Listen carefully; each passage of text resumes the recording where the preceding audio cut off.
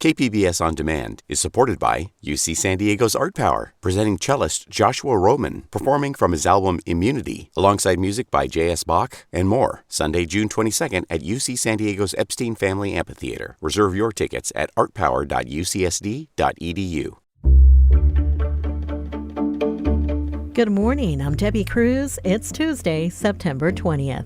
Two surfers track the history of surfing in Mexico. More on that next. But first, let's do the headlines.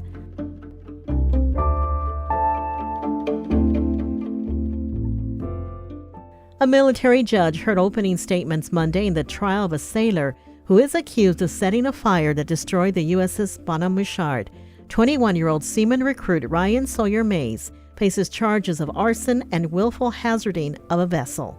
The fire began July 12, 2020, and burned for several days as the warship was docked at Naval Base San Diego.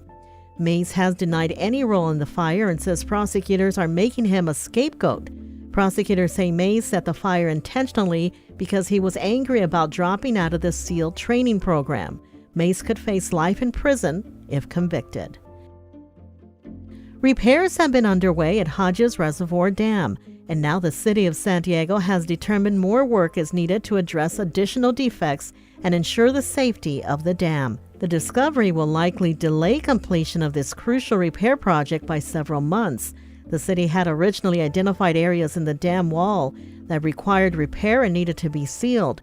To access areas on the dam for repair, the water level of the reservoir was lowered approximately 18 feet by transferring water to other reservoirs and treatment plants. And the San Diego Blood Bank is issuing an urgent call for blood donations, especially from type O negative and O positive blood donors. Blood bank officials say community supply of both blood types has hit critically low levels. Type O negative is the universal blood type, meaning anyone can receive the type of blood when needed. O positive is the most common blood type, which is why hospital demand is always high. From KPBS, you're listening to San Diego News Now. Stay with me for more of the local news you need.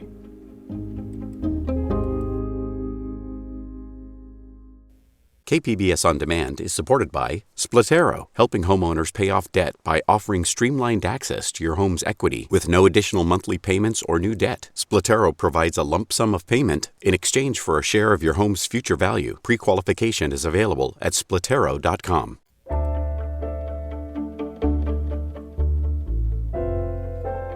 Ensenada is the birthplace of Mexican surfing. It's a rich history that many people don't know about.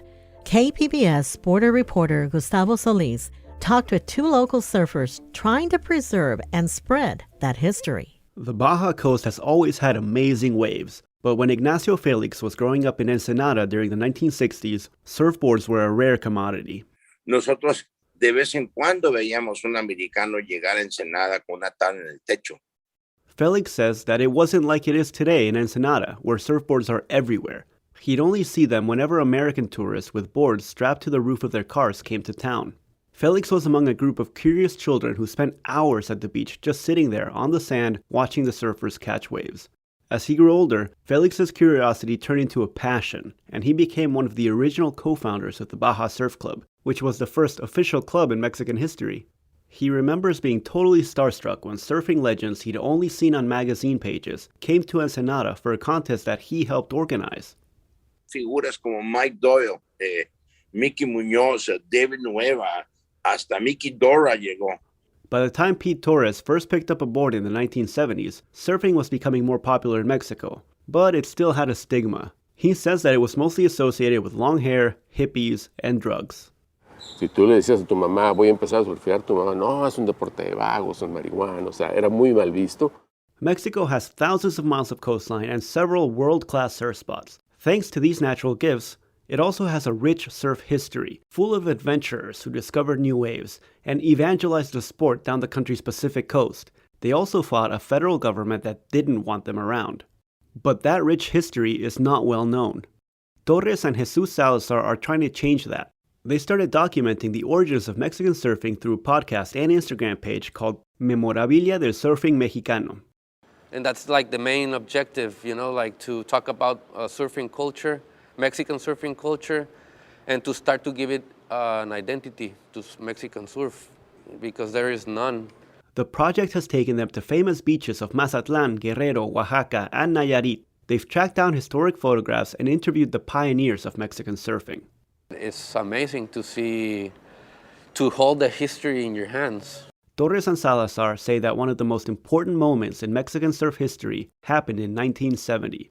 Felix and other members of the Baja Surf Club performed well at the 1968 World Championships in Puerto Rico. They put on a bid to host the tournament in 1970. Against all odds, they were awarded the bid ahead of surfing heavyweights like Australia and South Africa. Felix says nobody expected them to actually get the World Championship. The governor of Baja California and the mayor of Ensenada just couldn't believe it. Como que nos apoyaron creyendo que éramos pues unos chamacos que estábamos medio locos, que no íbamos a traer nada, y de pronto aquí está el mundial. The event was going to put Mexican surfing on the map. But the cultural upheaval of the late 1960s was in full swing.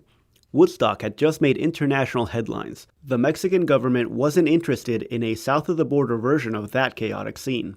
So they canceled the contest. Pero el gobierno mexicano dijo, no queremos que Ensenada se convierta en un lugar en donde los hippies de California vengan y lo adopten. Felix says the government didn't want Ensenada to become a campground for California hippies. But that decision derailed the development of competitive surfing in Mexico. Mexican surfers would not go to another world championship until 1988, the year Torres was on the team.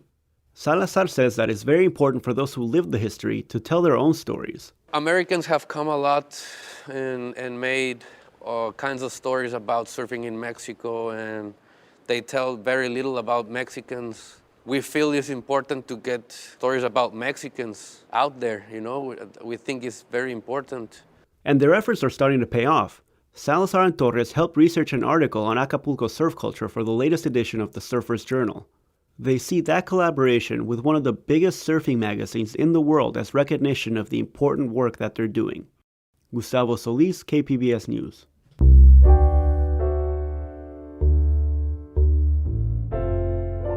The Navy arson trial stemming from the 2020 fire on board the USS Bonhomme Richard got underway Monday.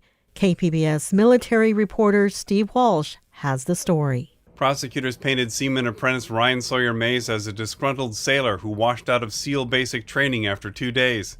He is charged with arson and endangering a ship. Mays' defense counsel questioned whether the government will be able to prove the fire was arson. Attorney Gary Barthel is a spokesman for the defense. He says Mays is the fall guy for the ship fire. The reason the Navy's using him as a scapegoat is because they're trying to deflect further negligence away from themselves. The defense wants to show a pattern of unsolved fires leading up to the disaster that point away from Mays, including a fire on the USS Essex that same morning. Another fire was found on the Bonhomme Richard a month before the fire that destroyed the billion-dollar warship.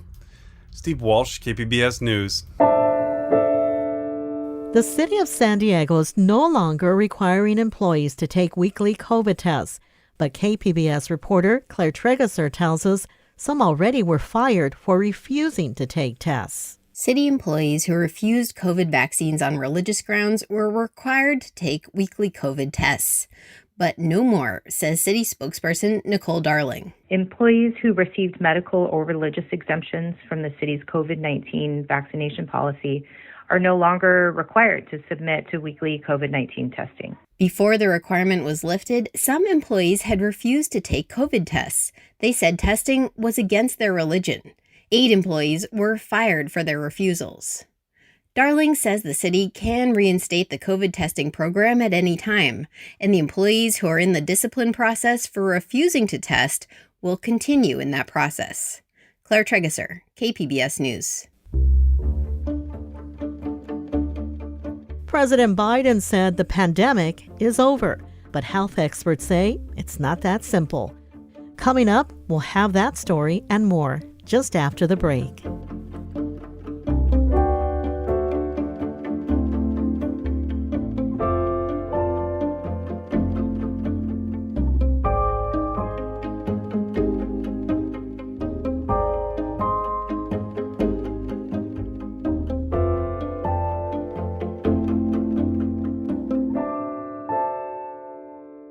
KPBS On Demand is supported by Latino Legacy Foundation, presenting their Storyteller series, Reach for the Stars with Ellen Ochoa, the first Latina astronaut. Welcome Serenade by the all-female mariachi Amapolas, Sunday, June 29th. More at latinolegacyfoundation.org.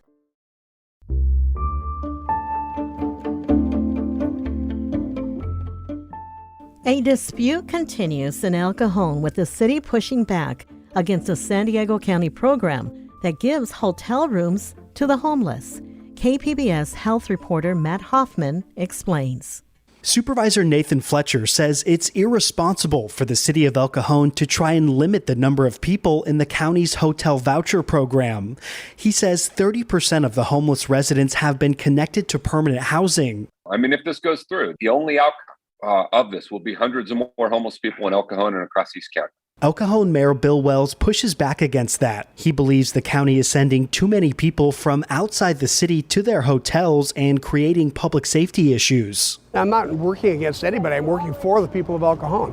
You know, people, they elected me because they want me to protect their interests. The county says 64% of the homeless in the voucher program are from El Cajon, with 94% of them from the East County. Matt Hoffman, KPBS News.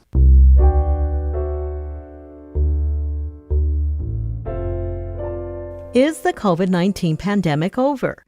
President Joe Biden said it was in an interview Sunday, getting criticism from some health experts. But Biden did also say there is still a COVID problem. KPBS reporter Kitty Alvarado has details and what you can do to protect yourself. While the president says the pandemic is over, some health experts say it's not quite that simple. I think it's better to say the situation continues to change.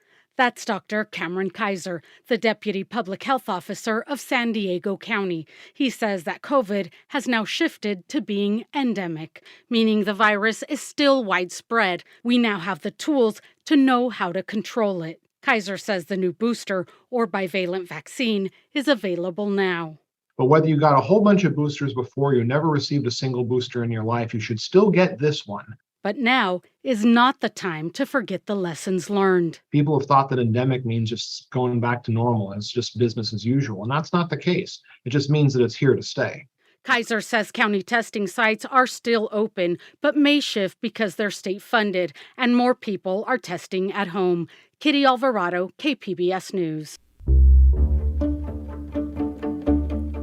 That's it for the podcast today. As always, you can find more San Diego news online at kpbs.org. I'm Debbie Cruz. Thanks for listening and have a great day.